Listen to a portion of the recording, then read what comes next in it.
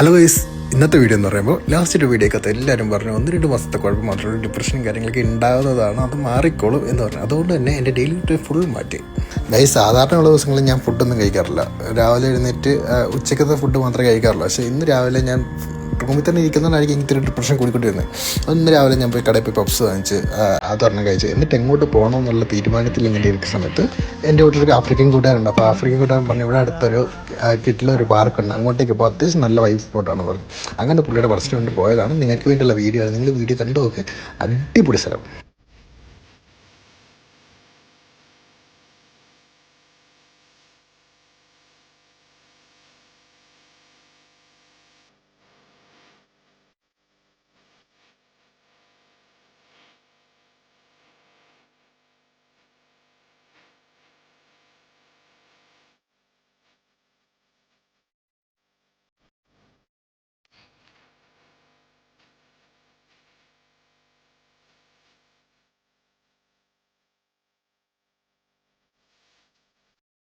അപ്പോൾ bye guys, ഇനി അടുത്ത അറുപതിലെ പുതിയ വിശേഷങ്ങളായിട്ട് ഞാൻ വരുന്നതാണ്.